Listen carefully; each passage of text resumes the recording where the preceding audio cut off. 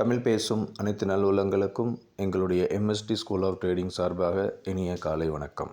நண்பர்களே, நம்முடைய எம்எஸ்டி ஐகோர் 2.0 இண்டிகேட்டரும் சரி, ஐ ட்ரெண்ட் இண்டிகேட்டரும் சரி, எல்லா மார்க்கெட்லேயும் எல்லா சந்தர்ப்பத்திலையும் நல்ல ஒரு high accurated buy zone and sell zone கொடுக்குதுன்னு சொல்லி நம்ம ஒவ்வொரு நாளுமே நம்ம லைவாக உங்களுக்கு மார்க்கெட்டை ரீப்ளை பண்ணி காட்டியிருக்கோம். லைவ் ட்ரேடிங் செபி ரூல்ஸ் படி அலோடுங்கிறதுனால நம்ம எந்த ப்ராஃபிட் லாஸும் காட்டுறது இல்லை. But before trading, after trading, before trading நம்மளுடைய சார்ட் எப்படி இருக்கும், ட்ரேடு ஆக்டிவேட் ஆன பிறகு நம்மளுடைய சார்ட் எப்படி இருக்கும் அப்படிங்கிறத தெளிவாக நம்ம காட்டிகிட்டு இருக்கோம். இப்போ இன்றைக்கி என்ன இருக்குதுன்னு பாருங்கள். பேங்க் நிஃப்டி செட்டிங்ஸ் போகிறேன். இது ரீசெட் செட்டிங்ஸ் கொடுக்குறேன், வேறு எதுவுமே பண்ணலை. ஓகே, இப்போ பேங்க் நிஃப்டி காலையிலேருந்து ஒரு நல்ல ஒரு ஹையர் ஹை வச்சு மேலே போய்கிட்டே இருக்குது. இப்போ நம்ம செல்லுக்கிட்ட போயிடுச்சு. ஓகேவா? இப்போ செல்லுக்கிட்ட போன பிறகு நம்ம என்ன பண்ணணும், ஒரு கேண்டில் ரிஜெக்ட் ஆகிறதுக்காக வெயிட் பண்ணணும். ஹை பாருங்கள், 59,871. நம்முடைய என்ட்ரி 59,870. அப்போ நமக்கு கரெக்டாக டச் ஆகிடுச்சு. இப்போ ஃபஸ்ட்டு ஒரு ட்ரேடிங் கான்செப்ட் என்னென்னா, போய் டச் ஆன உடனேயே நம்ம ட்ரேடிங் எடுக்கலாம். ஓகேவா? அதுக்கான ஸ்டாப் லாஸ் என்ன அப்படின்னா, நம்ம என்ட்ரி லைனுக்கும் மேலே இருக்கக்கூடிய சிவப்பு லைன், அது அதோடைய ஸ்டாப் லாஸு. நம்ம செட்டிங்ஸில் போய்ட்டு ஸ்டாப் லாஸையும் டார்கெட்டையும் குறைச்சிக்கணும். அதிகமான லாஸ் மார்க்கெட்டில் கொடுக்கக்கூடாது. அதிகமான ப்ராஃபிட் மட்டும்தான் மார்க்கெட்லேருந்து எடுக்கணும். அதனால் நம்ம போய் அந்த ஸ்டாப் லாஸையும் டார்கெட் சைஸையும் குறைச்சிக்கணும். இப்போ நீங்கள் காலையிலேருந்து பார்த்தீங்கன்னா உங்களுக்கு தெரியும், மார்க்கெட் ஒரு ஹை வச்சுருக்கு, அதுக்கப்புறம் ஒரு லோ, திருப்பி அந்த ஃபஸ்ட்டு வச்ச ஹையை உடச்சிருச்சு. இதுக்கு பேர் நம்ம என்ன சொல்லுவோம், ஹையர் ஹை அப்படின்னு சொல்லுவோம். அப்போ இந்த மாதிரி வரும்போது நம்ம என்ன பண்ணணும், வெயிட் பண்ணணும். வெயிட் பண்ணி ஒரு ரெட்டு கேண்டில், ஒரே ஒரு ரெட் கேண்டில் நம்மளோட என்ட்ரி 59,870க்கு கீழே க்ளோஸ் ஆன பிறகு, அந்த லோவை உடைச்ச பிறகு திருப்பியும் மார்க்கெட்டு அந்த 59,870 கிட்ட வரும் இல்லையா? அந்த எந்த கேண்டில் கீழே க்ளோஸ் ஆகுதோ அதோடைய க்ளோசிங் ப்ரைஸ் வரைக்கும் வரும். அந்த மாதிரி வரும்போது நம்ம எடுக்க வேண்டியது 59,800 புட் ஆப்ஷன், இல்லை 59,900 புட் ஆப்ஷன், இல்லை 56,000 புட் ஆப்ஷன். கொஞ்சம் அவுட் ஆஃப் மணி போயிட்டீங்க அப்படின்னா நமக்கு ப்ரீமியம் மூவ்மெண்ட்டு இருக்காது. அதனால் இந்த மணியில் போய் ட்ரேட் பண்ணுறது தான் பெஸ்ட்டாக இருக்கும். இப்போ அதுக்காக என்ன பண்ணுறோம், கொஞ்சம் வெயிட் பண்ணிவிட்டு ஒரு கேண்டில் ரிவர்ஸ் ஆகட்டும் அப்படின்னு சொல்கிறோம். இப்போ இந்த செல் எடுக்கக்கூடாதுங்கிறதுக்கு இன்னொரு முக்கியமான காரணமும் இருக்குது. இந்த இடத்துல பாருங்கள், எந்த ஒரு கேண்டிலுமே நம்மளுக்கு கீழே க்ளோஸ் ஆகலை, எதுவுமே ரெட்டு வைக்கலை. எல்லா கேண்டிலோட சைஸையும் பாருங்கள். சைஸ் இந்த சென்ஸ் என்ன, கேண்டிலோட விக்கு சின்னதாக இருந்து பாடி பெருசாக இருந்துச்சுன்னா, அப்போ அங்கே நல்ல ஒரு க்ரீன் கேண்டில் இருந்துச்சுன்னா அதுக்கு நல்ல ஒரு பையர் ஸ்ட்ரென்த் இருக்குது, புல்லிஷ் ஸ்ட்ரென்த் இருக்குது. மார்க்கெட் கீழே விட மாட்டாங்க, மேல் நோக்கி தான் போவாங்க அப்படின்னு அர்த்தம்.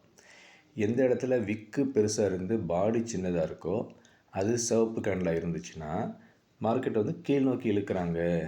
ஓகேங்களா? மார்க்கெட் கீழ் நோக்கி இழுக்கிறாங்கன்னு அர்த்தம். அப்போ அந்த பாடி சைஸு க்ரீனில் பெருசாக இருக்குது, விக்கு சின்னதாக இருக்குன்னா மார்க்கெட்டு பை ஆக போகுது. விக்கு சைஸு பெருசாக இருந்து நம்மளுடைய கேண்டில் சிவப்பாக இருந்துச்சுன்னா மார்க்கெட் கீழே போக போகுது. ஸோ இந்த மாதிரி நீங்கள் அண்டர்ஸ்டாண்ட் பண்ணிக்கலாம். இப்போ நம்ம செல்லை எடுத்துருந்தோம் அப்படின்னா கிட்டத்தட்ட எஸ்எல் கிட்ட போயிடுச்சு. இப்போ சப்போஸ் எஸ்எல் ஹிட் ஆகிடுச்சுன்னா என்ன பண்ணணும், சிவப்பு லைனுக்கு மேலே பை, செகண்ட் பைன்னு போட்டிருக்கு இல்லையா, அதுக்கு மேலே பை. அது எப்படி பண்ணுறது, டச் பண்ணாலே எடுத்துடலாமா? டச் பண்ணாலே எடுத்துடலாம் அப்படிங்கிறது ஒரு கான்செப்ட்டு. ஆனால் அதில் பயப்படாமல் நீங்கள் எஸ்எல் ஹிட் ஆகிடுச்சுன்னா ரிவர்சல் எண்டு எடுக்கணும், டெய்லி ட்ரேட் பண்ணணும். டெய்லியும் அதே கான்செப்டை ஒரே ஸ்கிரிப்டில் யூஸ் பண்ணணும். அப்படி ஒன்று இல்லை சார், எனக்கு கொஞ்சம் அனலைஸ் பண்ண தெரியும், மார்க்கெட் காலையிலேருந்து செல்லில் இருக்குது, நான் ஏன் பை பண்ண போகிறேன், மார்க்கெட் காலையிலேருந்து பை இருக்குது, நான் ஏன் செல் பண்ண போகிறேன், கொஞ்ச நாள் கொஞ்சம் பொறுமையாக இருக்க முடியும் அப்படிங்கிறவங்களுக்கு நீங்கள் என்ன பண்ணணும், செகண்ட் பை ட்ரிகர் ஆன பிறகு ஒரு க்ரீன் கேண்டில் சிவப்பு லைனுக்கு மேலே க்ளோஸ் ஆகி அதோட ஹையை உடைச்சிட்டு திருப்பி மார்க்கெட் கீழே அதே பை என்கிட்ட வரும்போது நம்ம பையோ செல்லை எடுக்கணும். இதுதான் கான்செப்ட். சரி, இது இன்றைக்கானது. இப்போ நேத்திக்கு என்ன இருக்குதுன்னு சொல்லி பாருங்கள். இப்போ நேத்திக்கு என்ன இருக்குது, அதே மாதிரியே மார்க்கெட் பேங்க் நிஃப்டியில் மட்டும் காட்டுறேன். அப்புறம் நிஃப்டிக்கு பாருங்கள். இந்த இடத்துல பாருங்கள், இந்த இடத்துல தான் நமக்கு செல்லுக்கிட்ட போய் ட்ரிகர் ஆகிருக்கு 1:10க்கு. அந்த கேண்டில் எப்படி இருக்குது, நல்ல ஒரு க்ரீன் கேண்டிலாக இருக்குது. அப்போ நம்ம செல் எடுக்க மாட்டோம். அதுக்கு அடுத்த கேண்டில் வந்து ரெட்டு கேண்டில் ஆகிடுச்சு. இப்போ நம்ம செல்லுக்கான அறிகுறி கிடச்சிடுச்சு. இப்போ என்ன பண்ணுவோம், இந்த கேண்டிலோட லோ உடைக்குதான்னு சொல்லி பார்ப்போம். ஆனால் உடைக்கல. மார்க்கெட் திருப்பியும் மேலே போயிடுச்சு. எஸ்எல் என்ன 59,796.65. நம்ம எஸ்எல் வந்து 59,796.25. நம்ம இந்த இடத்துல என்ன பண்ணல, செல்லும் எடுக்கலை, பையும் எடுக்க மாட்டோம். பை எப்படி எடுப்போம், அந்த சிவப்பு லைனுக்கு மேலே ஒரு க்ரீன் கேண்டில் க்ளோஸ் பண்ணால் மட்டும்தான், அந்த ஐயை உடைக்கும் போது மட்டும்தான் என்ன பண்ணுவோம், பை எடுப்போம். அப்போ இதுவும் நமக்கு வேலிட் இல்லை. அதுக்கப்புறம் கீழே வாங்க. கீழே வந்தீங்கன்னா இந்த இடத்துல தான் ஒரு கேண்டில் கீழே க்ளோஸ் ஆகுது. இங்கே கூட க்ளோஸ் ஆகுது.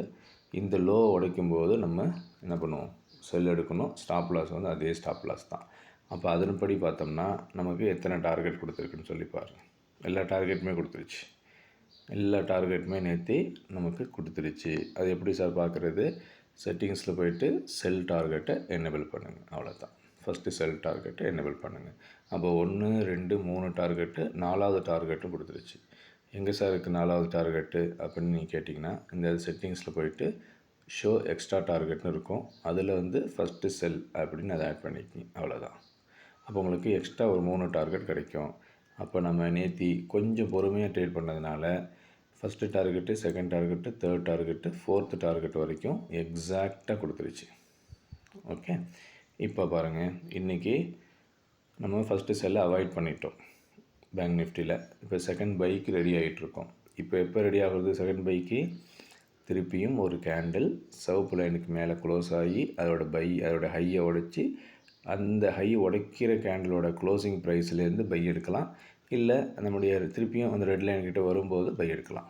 ஓகேவா. இப்போ அதுக்கான டார்கெட் என்ன அப்படிங்கிறதையும் உங்களுக்கு காட்டிடுறேன். இங்கே பாருங்கள், செகண்ட் பைன்னு கொடுத்துருக்கு இல்லையா, அதுதான் டார்கெட். அவ்வளோதான். இது எல்லாருமே ஸ்க்ரீன்ஷாட் எடுத்து வச்சுக்கிங்க. இன்றைக்கி மார்க்கெட் போக போகுது அப்படின்னு சொல்லி நீங்கள் பார்க்கலாம். சரி, இது வந்து பேங்க் நிஃப்டி. அப்படி நிஃப்டி பக்கம் வரலாம். இப்போ நிஃப்டி பக்கம் வந்து அதுக்கு என்ன பண்ணுறது, நேராக போகிறோம், செட்டிங்ஸ் போகிறோம், ரீசெட் செட்டிங்ஸ் கொடுக்குறோம். அதே போல் வழக்கம் போலவே ஸ்டாப் லாஸை டைனி 2க்கு மாற்றுறோம். அவ்வளோதாங்க, வேறு எதுவும் பண்ண போகிறதில்ல. இப்போ நிஃப்டியை பொறுத்த வரைக்கும் பை சைடும் போகலை, இன்னும் செல் சைடும் போகலை. அப்போ நேத்திக்கு வரலாம். இப்போ நேத்திக்கு என்ன ஆகிருக்கு சொல்லி பாருங்கள். நேத்தி வந்து ஃபஸ்ட்டு செல் ஆக்டிவேட் ஆகிருக்கு இந்த இடத்துல. 25,779 செல் ஆக்டிவேட் ஆகிடுச்சு. எல்லா டார்கெட்டும் கொடுத்துருச்சு. மறுபடியும் கரெக்டாக பை சைடு வந்திருக்கு 25,603. நம்மளோட என்ட்ரி வந்து 25,603.73. அப்போ நம்ம 25,603 வச்சுக்கலாம், இல்லை 604 கூட ரவுண்டு பண்ணி வச்சுக்கலாம். நம்ம லோ எவ்வளோ வந்துருக்கு பாருங்கள், 25,603.95. அப்போ எக்ஸாக்டாக நம்ம பை ஜோன் வரைக்கும் வந்துட்டு திருப்பியும் ரிவர்ஸ் ஆகி எல்லா டார்கெட் கொடுத்துருக்கு. அப்போ நேத்தியோட மார்க்கெட் வந்து செல்லுலேருந்து பை வரைக்கும் சூப்பராக கொடுத்துருக்கு. திருப்பி பையிலேருந்து மார்க்கெட் மேல் நோக்கி போய்கிட்டுருக்கு. சரி, இது வந்து நேத்தி. முந்தா நாள் பாருங்கள். முந்தா நாள் வந்து ஃபஸ்ட்டு பை ஆக்டிவேட் ஆகிருக்கு. எல்லா டார்கெட்டுமே கொடுத்துருச்சு. ஸ்டாப் லாஸ் ஹிட்டே ஆகலை. நல்லா ஜூம் பண்ணி பாருங்கள். ஸ்டாப் லாஸ் வந்து ஹிட்டே ஆகலை. ஓகே, இது முந்தா நாள். அதுக்கும் முத நாள் எங்கே இருக்குது, இங்கே இருக்குது. அதுக்கு முத நாள் பார்த்திங்கன்னா நமக்கு ஃபஸ்ட்டு பை ஆக்டிவேட் ஆகிருக்கு. ஸ்டாப் லாஸ் ஹிட்டே இருக்கான்னு சொல்லி பாருங்கள். ஸ்டாப் லாஸ் ஹிட்டே ஆகலை. ஸ்டாப் லாஸ் பக்கமே வரல.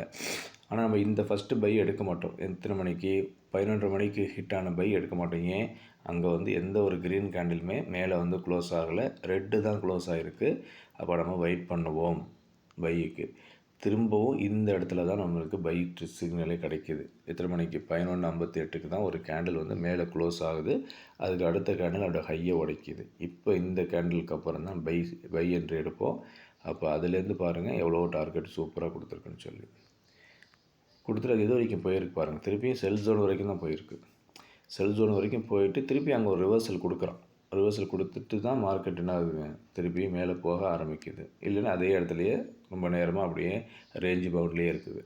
இப்போ நமக்கு வந்து ஒரு நாளைக்கு ஒரு ட்ரேடு பை ஆக்டிவேட் ஆச்சுன்னா செல்லு கிடையாது, செல்லு ஆக்டிவேட் ஆச்சுன்னா பை கிடையாது.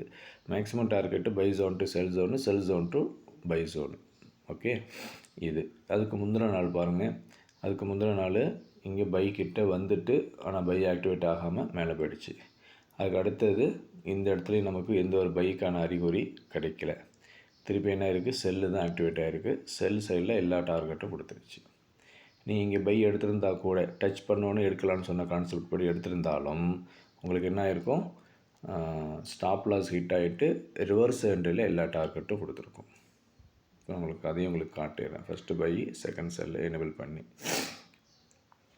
உங்களுக்கு ஃபஸ்ட்டு பையில் டார்கெட் கொடுக்கலன்னு வச்சுக்கோங்க, லாஸு.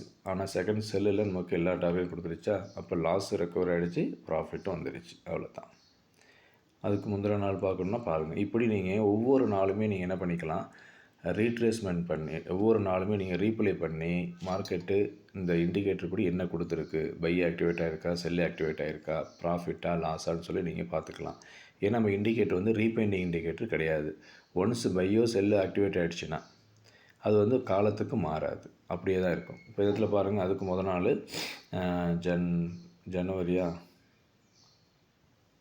ஜனவரி 7 செல்லு ஆக்டிவேட் ஆகிடுச்சு, எல்லா டார்கெட்டும் கொடுத்துருச்சு. திருப்பியும் பை ஆக்டிவேட் ஆகிருக்கு, ஃபஸ்ட் டார்கெட் கொடுத்துருச்சு. 1 செகண்ட் பை ஆக்டிவேட் ஆகிருக்கு, first target, second target, third target வரைக்கும் போயிருக்கு. இப்படி நம்ம ஒவ்வொரு நாளுமே நீங்கள் என்ன பண்ணிக்கலாம், பேக் டெஸ்ட் பண்ணிக்கலாம். இது வந்து ரீபெண்டிங் இண்டிகேட்டர் கிடையாது. ஒன்ஸ் பையோ செல்லு ஆக்டிவேட் ஆச்சுன்னா அது அப்படியே தான் இருக்கும், மாறவே மாறாது. அதுக்கு முதல் நாள் ஜனவரி 6 ஃபஸ்ட்டு செல்லு ஆக்டிவேட் ஆகிருக்கு, எல்லா டார்கெட்டுமே கொடுத்துருச்சு. எது வரைக்கும் வந்திருக்கு பாருங்கள், கரெக்டாக பை ஜோன் வரைக்கும் தான் வந்திருக்கான். இப்போ நம்ம மேக்ஸிமம் டார்கெட்டு பிக் டார்கெட் வேணும் அப்படின்னா buy zone to sell zone, sell zone to buy zone நம்ம வச்சுக்கலாம். இப்படி நம்ம ஒவ்வொரு நாளுமே இந்த இடத்துல பாருங்கள், அதுக்கு முதல் நாள் ஜனவரி 5 வந்து கரெக்டாக பை ஆக்டிவேட் ஆகிடுச்சு, எல்லா டார்கெட்டுமே கொடுத்துருச்சு.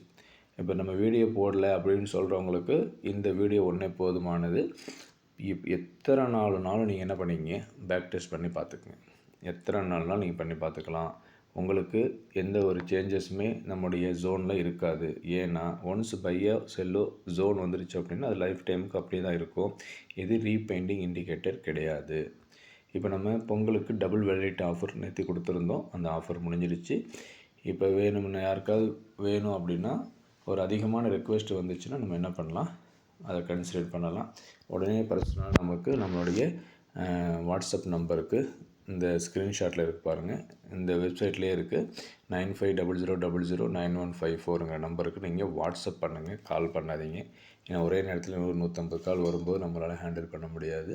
அப்போ நீங்கள் வாட்ஸ்அப் மெசேஜ் பண்ணி நம்முடைய கஸ்டமர் கேர் எக்ஸிக்யூட்டிவ்ஸ் இருப்பாங்க, உங்களை எல்லாருக்குமே சப்போர்ட் பண்ணுவாங்க. உங்களுடைய அனைத்து நாட்களுடைய ட்ரேடிங்களும் லாபம் தரக்கூடிய நாட்களாக அமைவதற்கு எங்களுடைய MST ஸ்கூல் ஆஃப் ட்ரேடிங் சார்பாக வாழ்த்துக்கள். நன்றி.